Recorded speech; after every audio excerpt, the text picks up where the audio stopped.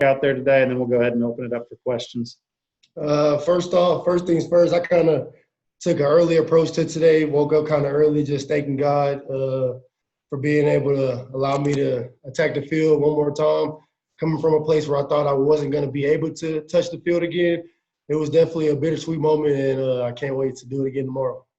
All right, next one comes from Max Baker. Max, go ahead. Hey, Daniel, I know it's only like the first day, but I guess sort of what has changed since last year? What have you noticed about the two different schemes with new coaching staff and, new quarterback? What's been the most different so far? For me, I would say not really speaking on schemes, but in terms of just drilling the offensive playbook and schemes into our brains over and over and over again. Like we'll hit install 1, install 2, maybe 6 or 7 times, and it just keeps like it's very repetitive. So it's very easier. It's a lot easier to learn when it's very repetitive. Mitch 40, go ahead, Mitch. Hey, Daniel, as a guy who catches passes, how do you feel like it's different in a camp where the starting quarterback is not determined at this point? And, do you feel like you're able to kind of develop a rapport, develop chemistry with all the guys right now? Or would it be helpful at a certain point during camp to kind of get to a known starter? For me, I'm just going to leave that starter up to Coach Drink. I have no issues with catching footballs from any quarterback that we have. I feel like they're all capable of being able to see the field, so I'm just lucky to have them in the backfield. Dave Matter. Dave, go ahead. Hey, Daniel, how do you kind of envision, or what have you been told what the tight end's role can be in this offense? Is it a lot different than what you've been used to in the previous system? I'd say Wise lead the way. If we can come in and buy in and take coaching and be flexible, then I think it'll be pretty similar to the old offense where the everything is kind of stationary around the Y. Whatever the tight end is doing, tight end has to know wideouts, quarterback, O-line, kind of have to know everything. So I feel like it's kind of similar from the Wise perspective. You just got to lead the way and do everything and be in a leadership role. Jack Sobel. Jack, go ahead. Hey, Daniel. So in terms of how much you've been used in this offense so far on day one, how much has Alberto's absence affected? Obviously, you've got more reps, but how is it being number one tight end right now?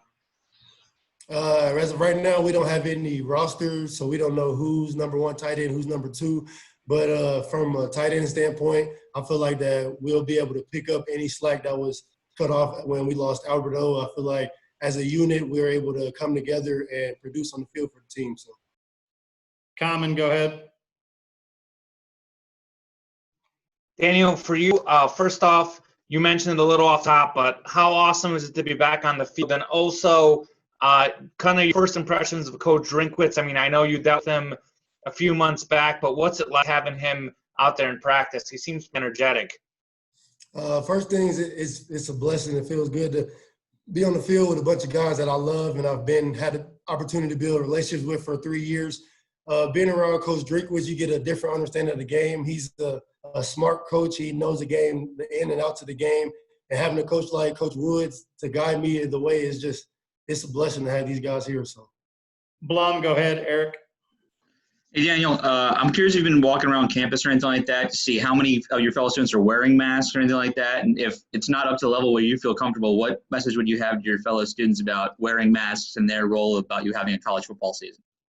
I would say don't wear a mask because we want to play football. I would say wear a mask for your safety and other people's safety. That's really the point of wearing a mask. I wouldn't say it's so that college football players can play.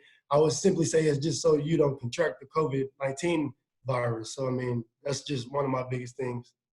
Matt Michaels, go ahead.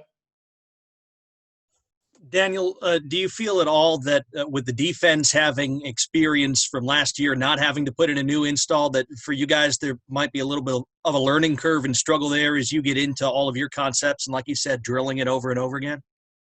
I feel like from an offensive standpoint, there will always be struggles, no matter if you have the playbook like the back of your hand or not. But, of course, there's going to be some learning struggles. There are going to be some pain, some things we got to work through. But I have no doubt that we will get this thing figured out by September 26th.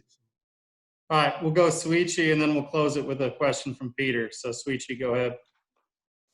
Hey, Daniel, great point on the masks. I just wanted to ask, you're going into your upperclassman year. Obviously, don't know what's happening with starters, but I guess how do you want to kind of, maybe step up as, an established player and just kind of get some, solidify that tight end position from a kind of a personal standpoint? For me, I feel like in order to solidify that position, all I have to do is continue to give all my glory to God, continue to prepare mentally and physically, and whatever happens, happens. I have to leave it up to God. So. All right, Peter, finish this up here. Yeah, Daniel, I was just wondering who's one person on the roster, either offense or defensive side of the ball, that you think could surprise some people this year? I think could surprise some people this year. I would definitely say Ennis Rakestraw. He's a talented young kid. And Martez Manuel, I go against him every day. Yeah, those are two physical, talented young kids. So I can't wait to see what they can do. All right, guys, we'll let Daniel go with that one. We're working on getting the rest of the guys in here. So thanks.